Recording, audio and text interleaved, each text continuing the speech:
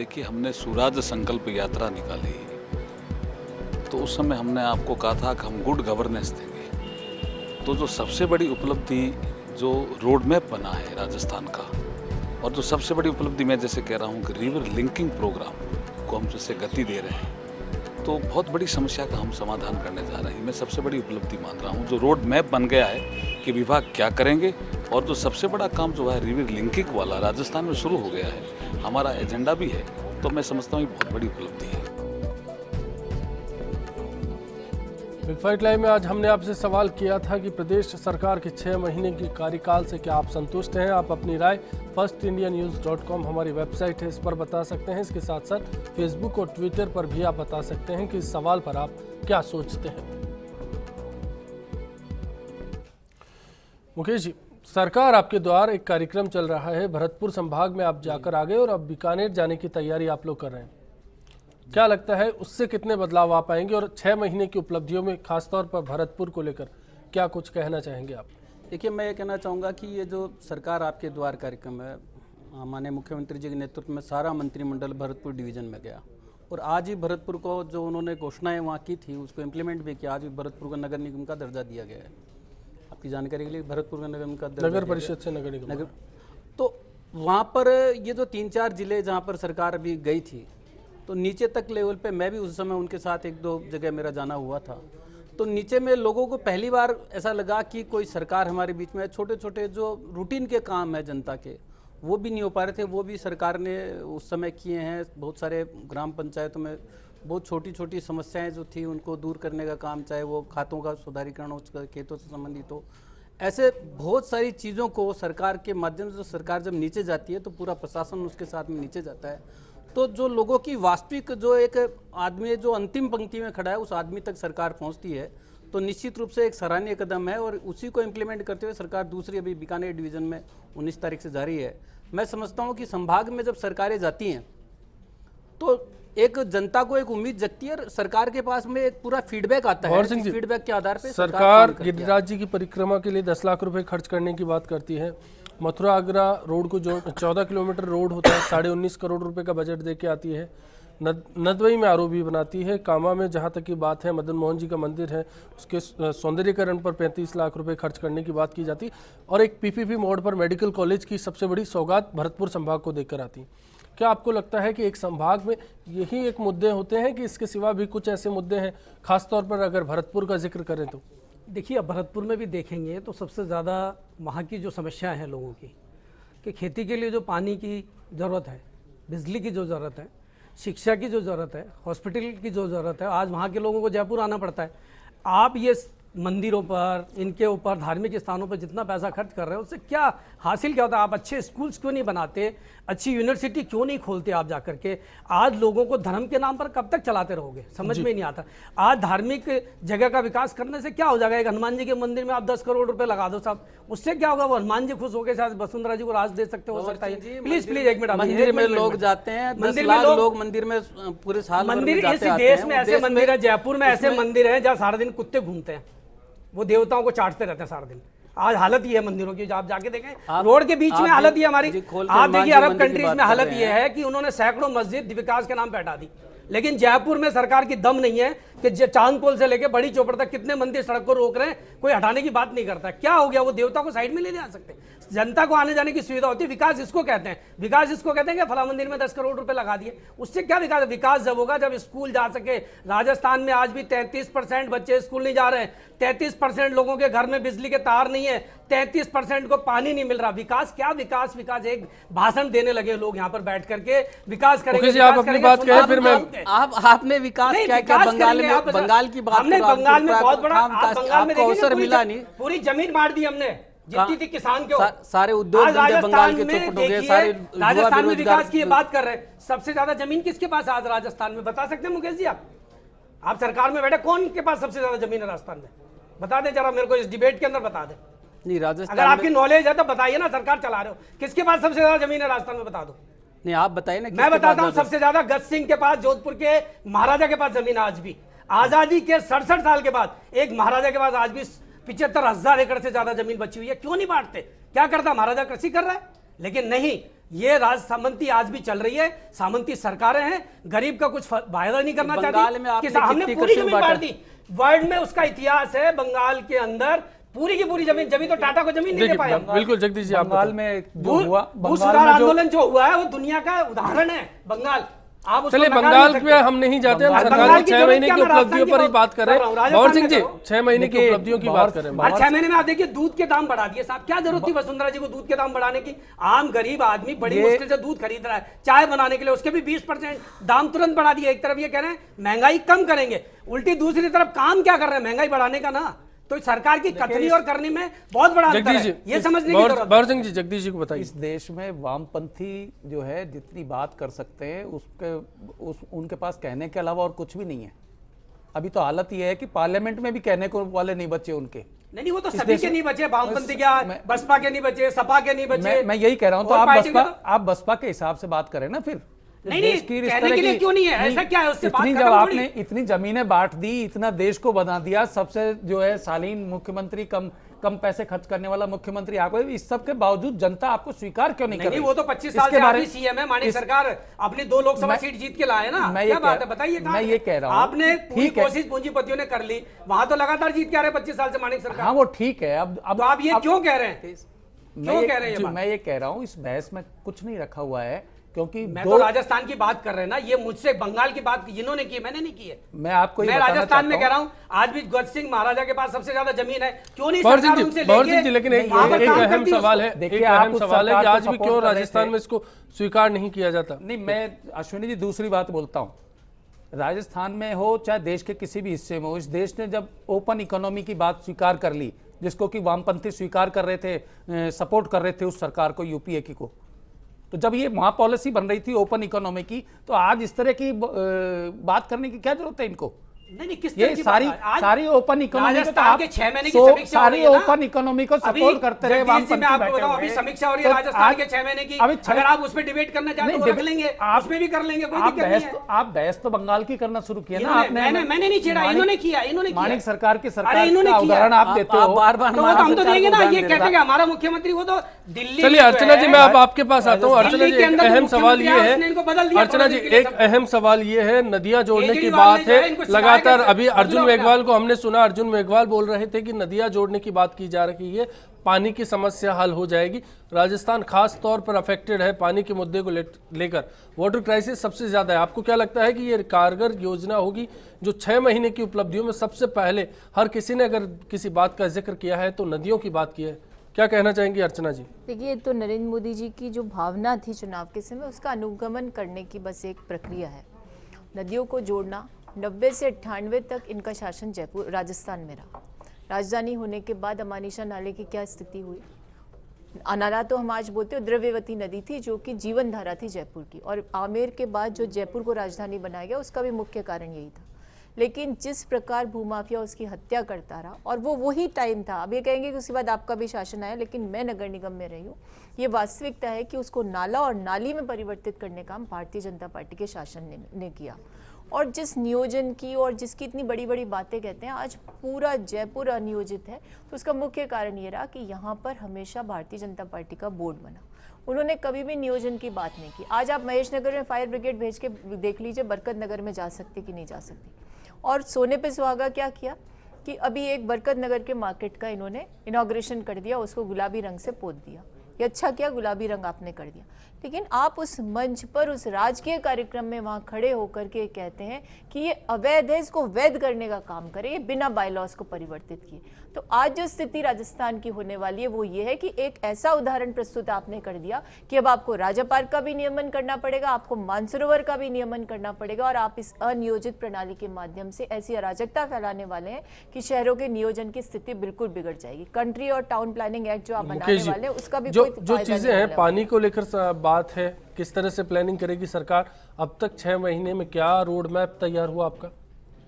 मैं ये कहना चाहूँगा कि पानी के मुद्दों को लेकर के सरकार बहुत गंभीर है, और नदियों को जोड़ने की बात हो, चाहे नए पानी की टंकी बनाने की बात हो, या गाँव तक स्वच्छ पानी पहुँचाने की बात हो, उसको लेकर के एक पूरा रोड मैप सरकार की ओर से बन रहा है। और बजट सत्र में जब बजट आएगा तो उस बजट में मैं आपको, मुझे विश्वास है कि आदरणीय मुख्यमंत्री जी का जो 3 विषयों पे ज़्यादा फोकस है जी, वो शिक्षा और पानी और रोजगार, इन 3 को लेकर के वो काफ़ी गंभीर है। और मुझे पूरी उम्मीद है कि बजट में इन तीनों के ऊपर बहुत अच्छा फोकस होगा और तीनों के नाते से राजस्थान प्रगति के पथ पे जाएगा। देखिए, इसे आलोचना की तरह मत लीजिए, समालोचना की तरह लीजिएगा। राजस्थान वो प्रांत है जहाँ पर अब जमीन में पानी नहीं है। सर मैं सही बोल रही हूँ? डार्क जोन में जा रहा है। डार्क जोन में जा रहा है। ऐसी अवस्था में आपको नदियाँ तो है ही नहीं, विलुप्त हो गई, उन्हें जीवित करने की स्थिति भी मुझे नहीं लगता कि अब बची हुई। सब जगह शहरीकरण हो गया। आज हमें जो करना है वो वाटर रिचार्ज पर एम्फेसिस देना है। यदि आपकी सरकार का सचमुच में विजन है कि राजस्थान को पानी मिले तो वाटर रिचार्ज के क्षेत्र में जाइए, इसको फ्लोराइड से मुक्त करने की नीति पर जाइए जो पूर्ववर्ती शासन कर रहा था।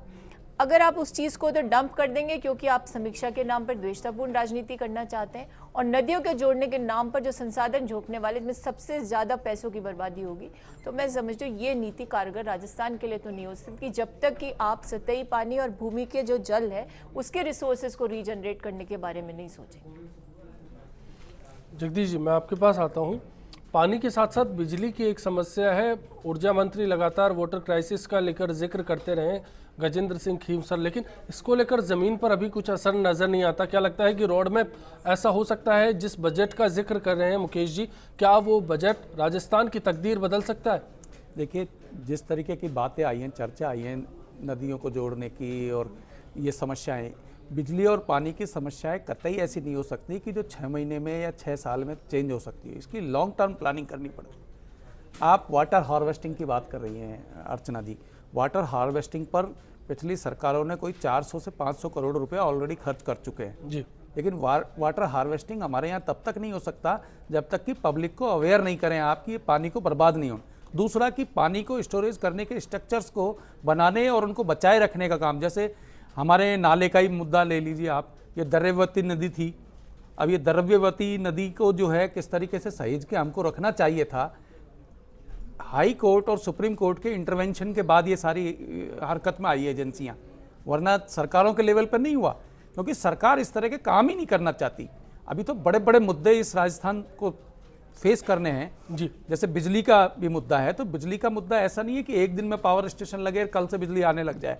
इसके लिए लॉन्ग टर्म प्लानिंग करनी पड़ेगी और रेगुलर करनी पड़ेगी। आपकी रिक्वायरमेंट कितनी है, डिमांड कितनी और आगे बढ़ने वाली है, उसके हिसाब से हमको कितनी बिजली कहाँ से मिल सकती है, अपना सेल्फ जो कंट्रीब्यूशन है वो क्या हो सकता है, कितना प्रोडक्शन हम राजस्थान में कैसे कर सकते हैं। तो एक प्लानिंग आज शुरू होती है। हो सकता है कि अगली कांग्रेस की गवर्नमेंट आए या उसके और अलावा किसी गठबंधन की सरकार आ जाए तब जाके वो पूरा होगा। तो ये एक दिन की प्लानिंग नहीं है, लेकिन इतना ज़रूर है कि एक सिस्टम को थोड़ा सा रिवैम्प किया जा सकता है। पानी की कहीं बर्बादी हो रही है उसको कैसे रोका जाए, या पानी को किस तरीके से ज़्यादा उपयोग किया जाए।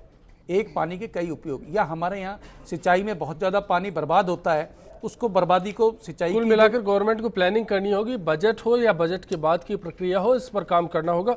एक ब्रेक का वक्त हो चला है, ब्रेक के बाद लौटेंगे तो फाइनल कंक्लूजन के साथ आखिर किस तरह से सेमेस्टर के बाद अगले सेमेस्टर की तैयारी सरकार करे और किस तरह से मार्किंग बढ़ाए, इस पर बात करेंगे।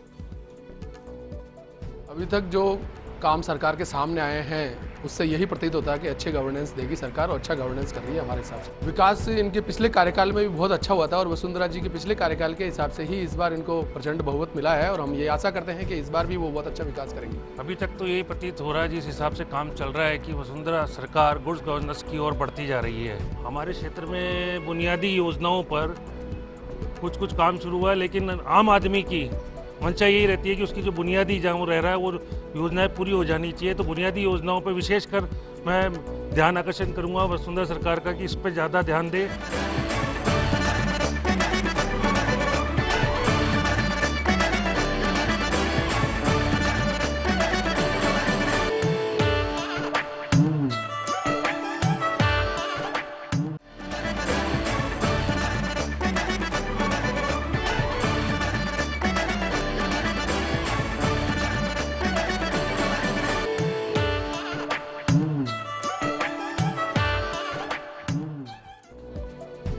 सरकार का फर्स्ट सेमेस्टर 6 महीने का कार्यकाल वसुंधरा राजे सरकार का पूरा हो चुका है। इसको लेकर आज हमने आपसे सवाल किया था और उस पर आपकी राय हमें मिली। हाँ कहने वाले दर्शकों की राय है 39%, जबकि 61% दर्शक इस बात से इत्तेफाक नहीं रखते, इस कार्यकाल में अच्छे कामों को लेकर बात नहीं ठीक मानते।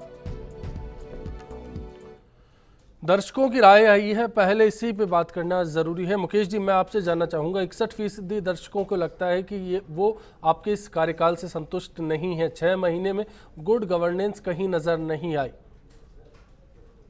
सर मैं कहता हूँ किसी भी सरकार को जब काम करना शुरू करती है तो ऑल ओवर उसकी क्या फीडबैक है पुराना, वो सारा एक मुख्यमंत्री को समझना पड़ता है, उसके आधार पे एक रोड मैप बनाती है।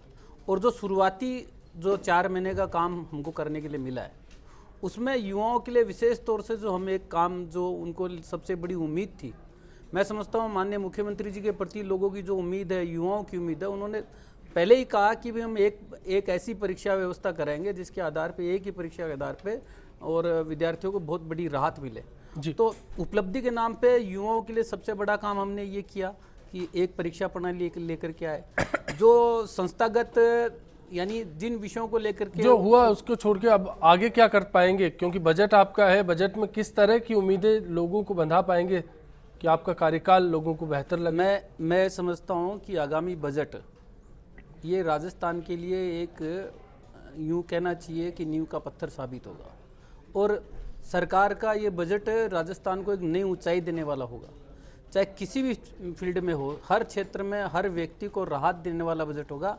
और जब इस सेमेस्टर के बाद अगले सेमेस्टर पे जब आपसे हम मिलेंगे तो मैं समझता हूँ कि राजस्थान में एक आमूलचूल परिवर्तन की शुरुआत उस समय तक हो जाएगी, सारी चीज़ें सिस्टमेटिक तरीके से होगी। अब मैं समझता हूँ केंद्र में भारतीय जनता पार्टी की सरकार बनी है तो उस नाते से राजस्थान के जो लंबित मुद्दे केंद्र में हैं वो भी ठीक होंगे और राजस्थान के लेवल पे भी ठीक होंगे। बजट से राजस्थान की सारी जनता को लाभान्वित होंगी। अर्चना जी, क्या सुझाव देना चाहेंगी विपक्ष में बैठने के नाते आप सरकार को? देखिए, सबसे बड़ा सुझाव तो ये है कि एक तो इन्हें अपने दिल को बड़ा करना पड़ेगा जनहित में। जो इनकी भावना है कि समीक्षा करो, समीक्षा के नाम पे तलवार लटका दो। अब एक छोटा सा उदाहरण है कि पूर्ववर्ती शासन में 250 रुपये का स्टेशनरी भत्ता कर्मचारियों को दिया गया। आते ही इन्होंने इस पर राइडर लगाया कि इसके लिए बिल प्रस्तुत करिए, यानी वो एक पेन खरीदे कर्मचारी तो उसका बिल उसको प्रस्तुत करना पड़ेगा, उस भत्ते का उपयोग नहीं होगा। इसी प्रकार से जो मंत्रालय कर्मचारियों के साथ समझौता हो उस पर भी राइडर लगा दिया, यूँ कह सकते हैं उस समझौते को भी खत्म करना चाह रहे हैं। तो ऐसी नीति बंद होनी चाहिए क्योंकि इससे किसी का हित नहीं है। और एक सुझाव मैं इनको दूंगी कि अनिर्णय की स्थिति जिसको लेकर के आप लोगों की स्थिति आज उत्पन्न हुई है कि 6 महीने में आप कुछ नहीं दे पाए, उससे आपको बाहर निकलना होगा। जो नदियों के जोड़ने की बात आप कह रहे थे, तो धोरों से जो विलुप्त हुई थी सरस्वती, वो लक्ष्मी के रूप में अवतरित होने का आपका इंतजार करिए, लेकिन 6 महीने से अनिर्णय की स्थिति के कारण हम रिफाइनरी शुरू नहीं कर पाए। रोजगार सृजन का सबसे बड़ा स्वर्णिम अवसर है, इसको भुनाइए। हम शासन में नहीं आए कोई बात नहीं, लेकिन प्रदेश के हित में आवश्यक है कि पूर्ववर्ती शासन की जो जनहित की योजना है, एक लोकादेश प्राप्त पार्टी के लिए आवश्यक होता है कि वर्तमान के आधार पर उन पर तलवार चलाने का वो काम नहीं करे, जनहित में उनको लागू करे। और ये इस नीति पर चलेंगे तो आपको विपक्ष भी साधुवाद देगा और राजस्थान की जनता भी देगी। लेकिन यदि आपने भामाशाह योजना के नाम पर सबको क्लब करने के लिए उनकी पेंशन को बंद कर दिया और 6 महीने इंतजार कराए, तो फिर ये बद्दुआ भी उस जनादेश के ऊपर ही आती है, जो जनादेश आपको इतने प्रेम से जनता देती है। और उस जनता को दवाई के लिए, पेंशन के लिए, उसके गरीब के मकान के लिए, उसको किराया बढ़ा के त्रस्त करने की जो नीति है, इन सब से उसको मुक्त कीजिए। रोडवेज का किराया घटाइए, दूध की कीमतों को घटाइए, जनता को राहत देने का काम कीजिए, तभी उस जनादेश का जिन मुद्दों पर आए हैं उन्हीं मुद्दों पर काम कीजिए। भंवर सिंह जी, छोटे में आपसे सुझाव सरकार साहब, मैं ये कहना चाहूँगा कि देखो, जनता ने इनको 2-3 बातों को देख के समर्थन दिया। एक तो महंगाई, एक बेरोजगारी, जो सबसे ज़्यादा इफेक्टिव है। आज महंगाई बढ़ाने का आने के बाद सरकार ने काम किया, कंट्रोल करने की बात कर नहीं रहे, अपने भाषणों में तो बहुत करी इन्होंने, लेकिन आने के बाद उसको प्रैक्टिकल कंट्रोल नहीं। आज इनको राशन प्रणाली ठीक करनी चाहिए। जैसे तमिलनाडु में जयललिता जी को देखो, 35 किलो चावल 2 रुपये किलो और 1 रुपये किलो में दे रही है, आम आदमी को दे रही है। ये नहीं कि बीपीएल और एपीएल को दे रही है, सबको दे रही है। राजस्थान में क्यों नहीं देते आप? आम आदमी को इससे बहुत बड़ा सारा, जैसे गहलोत सरकार ने 25 किलो अनाज दिया 1 रुपये किलो में, गरीबों को भी दिया, आज बंद कर दिया गया पूरा। वो गरीब आज बेचारा जो आटा बढ़ता था वो बंद हो गया, तो वो गरीबों को कितनी मदद मिलती है वो गरीब ही जानता है। एक औरत को आप सड़क पे देखेंगे, उसके चप्पल नहीं है आज भी पहनने के लिए, आज़ादी के 67 साल के बाद। वो अपने बच्चों को धूप में लेके काम कर रही है रोड के ऊपर, लेकिन चप्पल पैर में नहीं है उसको। ऐसी स्थिति में आज 67 साल के बाद भी भी अगर देश है तो कौन जिम्मेदार है? हमारी नीतियां जिम्मेदार है, हमारी सरकारें जिम्मेदार है। इन सब पे अगर नहीं ध्यान देंगे, जिस महंगाई को लेकर आम गृहिणी परेशान थी वो और परेशान कर दी उसको आके। इन्होंने डीजल की कीमत बढ़ा दी, इन्होंने वो दूध की कीमत बढ़ा दी, इन्होंने रोडवेज का किराया बढ़ा दिया, रोडवेज में महिलाओं को जो छूट थी वो बंद कर दी। तो इसके मुद्दे वही है, महंगाई सबसे बड़ी बात है, गुड गवर्नेंस की बात है, रोजगार जो देना रोजगार के चाहिए सृजन वो नहीं दे पा रहे, वो सृजन करना जगदीश जरूरी शर्मा, है। मैं आपके पास अब आता हूँ फाइनल कंक्लूजन के लिए। होमवर्क क्या हो सकता है? सेकंड सेमेस्टर आखिर किस तरह से पार कर सकती है सरकार? देखिए, वैसे तो ये फर्स्ट सेमेस्टर जो है ना, वो आकलन ही नहीं किया जाना चाहिए मेरे हिसाब से, तो क्योंकि 2 महीने तो इसमें आचार संहिता में निकल गए, और 4 महीने कोई भी सरकार आती है, मान लीजिए 5 साल बाद, तो वो आकर अपनी स्थितियों को संभालती है सबसे पहले, कि वो प्रशासन को भी देखेगी, डिफरेंट डिपार्टमेंट में क्या क्या काम हो रहे हैं, क्या किए जाने चाहिए, और अपनी पॉलिसी को किस तरीके से अब वो इम्प्लीमेंट करें। इसके लिए अपनी आइडियोलॉजी के साथ उसको बांध कर उसको कैसे काम करना है, मैं कहता हूँ आप 1 साल ले लीजिए भले ही, लेकिन जो काम हो वो राजस्थान में अब बहुत बड़े बड़े काम होने बाकी हैं। ऐसे ये छोटे महंगाई कम करने या 10 लोगों को रोजगार देने, ये आकलन का मैं विषय नहीं मानता। मैं विषय ये मानता हूँ कि फ्यूचर में मान लीजिए पानी नहीं मिलेगा आपको, अंडरग्राउंड वाटर चले गया, तो कैसे आप व्यवस्था करेंगे? जैसे कि नदियों को जोड़ने की बात हो रही है, नदी नहीं भी जोड़े तो पानी कहाँ से आएगा? ये प्लानिंग हमको आज ही करनी पड़ेगी। या मान लीजिए ये आया कि मानसून इस बार कमज़ोर है और बरसात राजस्थान में नहीं होगी, तो जो अकाल की सिचुएशन हमारे राजस्थान में आने वाली है, हमारे यहाँ पे पशुधन के लिए चारे की व्यवस्था कैसे होगी, लोगों को पीने के पानी की व्यवस्था कैसे होगी, गरीब लोगों को जो रोजाना कमा कर खाते हैं उनको रोजगार किस तरीके से उपलब्ध कराया जाएगा, खासकर खेतीहर मजदूरों को। तो ये जो प्राइमरी प्लानिंग है, जैसे बिजली की भी है, बिजली जब तक आपके पास उपलब्धि नहीं होगी तो बिजली देंगे कहाँ से? तो उसके लिए एक इंफ्रास्ट्रक्चर तैयार होता है पूरा। अगर आपके सामने बिजली घर लग भी गया तो वो बिजली पैदा हुई है, वो पहुंच भी गांव में पाएगी या नहीं, तो उस हर तरीके के लेवल पे होता है। टेक्निकल चीज़ें भी उसमें शामिल हैं।